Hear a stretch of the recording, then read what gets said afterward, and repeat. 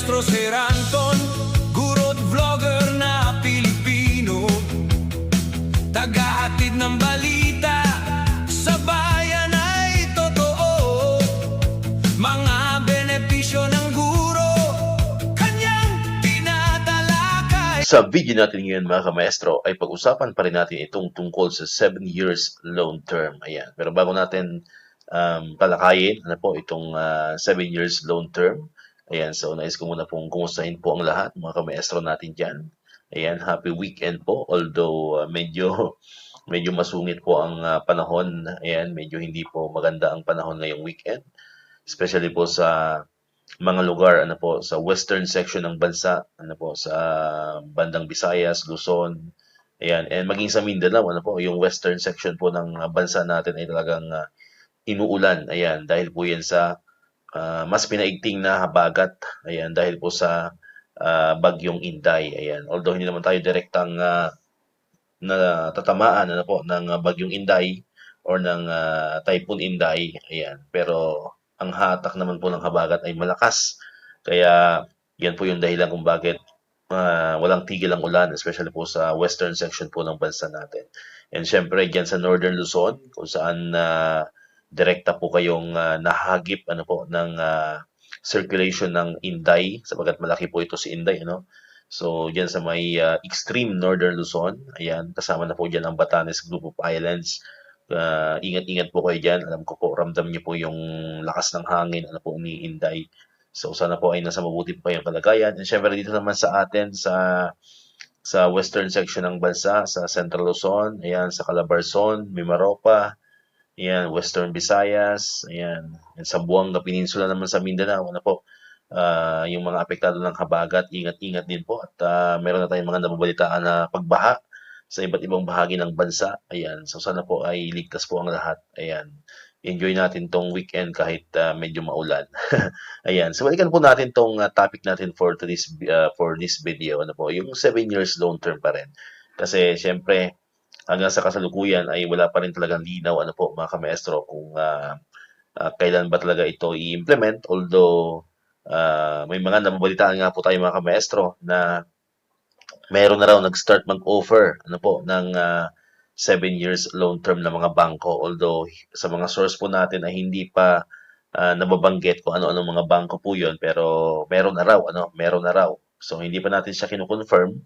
Ayan, pero may mga nababalitaan nga po tayo from our sources na meron na raw mga bangko na nag-start na raw mag-offer ng 7 years loan term. Ngayon, ang naging issue daw, kahit sila po ay nag-process na po ng application, ang problema sa approval po ng verifier, kasi hindi pa yata, although di pa natin ito na-confirm, hindi pa yata ina-approve ng verifier kahit na process na po ng PLI or ng bank yung 7 years na loan term na pinili ng mga kamaestro natin, sapagkat ang dahilan po ng verifier ay hindi pa or wala pang agreement ang DepEd at saka ang mga PLI. So antayin pa daw po 'yun. Kumbaga, process lang po yung application, yung nakapag-fill up na ng form, nakapag-accomplish na ng form, nakapag ng mga payslip, di ba?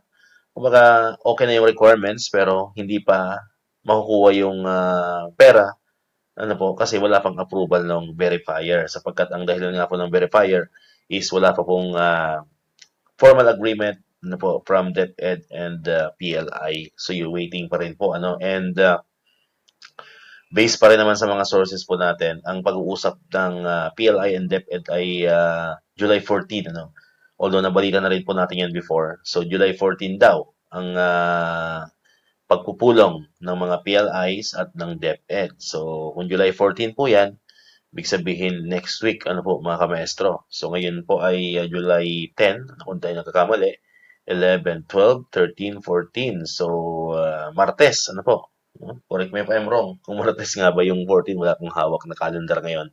So, basta next week po yan, So, it's either Martes or Miyerkules, yung July 14. So, yun po yung nakaschedule na pag-uusap daw sa pagitan po ng DepEd at ng mga PLIs. Naibalita na rin po natin yan dati pa. 2 weeks ago yata natin naibalita yan. Yung pagpupulong ng DepEd at ng PLI ay gagawin ng July 14. So, baka after ng July 14, pag nagkaroon na ng formal agreement, baka mag-start na po pag-approve ang mga verifier po natin. Ano po, para ma-confirm na po ang inyong 7 years loan term. Ayan. So, mas maganda siguro, maaga nyo na rin ma-process, mag-apply na kayo, lalo na po yung talagang nangangailangan po ng financial, at malaking tulong po itong 7 years loan term nito. So, pag may mabalitaan po kayong bangko na nag-start na mag-process, mas maganda na po yan, nauna na po kayo. Yan din naman ang sinasabi ko dati pa. Kasi, para pag nagkaroon na ng agreement at mag-start na ang verifier, at least nakapila na kayo. Kayo na yung magiging priority. Ano po mga kamaestro. But so far, hindi ko po maibibigay yung name ng mga banks na nag-start na po mag-process ng 7 years loan term. Ayan, kasi ayaw ko magbigay ng information ng hindi talaga siya confirm kasi mahirap na. Baka pumunta kayo tapos wala rin naman pala. Ano po mga kamaestro. Now, kung mayroon po tayo dyan mga subscriber, mga follower na nanonood ngayon sa video at naranasan nyo na, or na-try nyo na yung pag-apply ng 7 years loan term sa mga bangko, please comment down below para matulungan din po natin yung ibang mga kamaestro natin na nais lang pumila, nais lang mauna, dito sa application po ng 7 years loan term. Ayan, so huwag nyo na pong ipagdamot, yung mga kamaestro natin dyan. Alam ko baka may mga mababait tayong mga kamaestro dyan na na-try na mag-process ng 7 years loan term sa kanila mga bangko, mga PLIs. So, paki-comment po dyan sa comment section para ma-try din or masubukan din po ng mga kamaestro natin dyan na nais na rin pumila para dito sa 7 years loan term. And wag po kayo mag-alala sapagkat nararamdaman ko pag mayroon ng nauna dyan, susunod na rin yung ibang mga bangko, mga PLI kasi pag hindi sila sumunod, abay maglilipatan doon sa bangkong mauuna, 'di ba? Kasi for example, ako gustong-gusto ko na talagang mag-avail nitong 7 years loan term tapos doon sa aking PLI na kung saan ako nang hiram ay hindi nag-o-offer, lilipat ako doon sa nag-o-offer na PLI ng 7 years loan term. Pwede kong ipa-buy out yung yung aking existing loan, 'di ba? So, wag po kayong mag-alala, kasi kumbaga nag-aantayan lang din yan sila.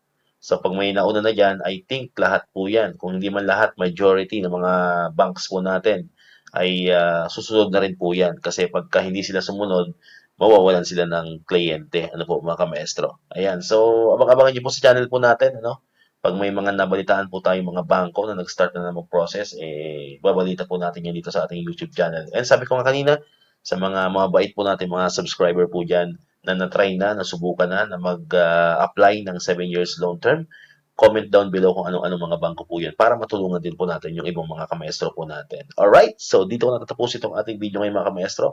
Kung di ka pa nakakapag-subscribe, click mo na ang subscribe button dyan para ikaw yung unang nakakapanood ng mga videos na in-upload natin. Katulad dito, yung mga updates pa rin about sa 7 years loan term and other benefits sa mga teachers and government employees. And syempre, click mo na rin ang notification bell button para ma-notify ka. Always updated ka pag may mga bago tayong uploaded na videos. So muli, maraming salamat sa inyong panonood at pakikinig. Once again, El Maestro, see you on my next vlog. Bye-bye!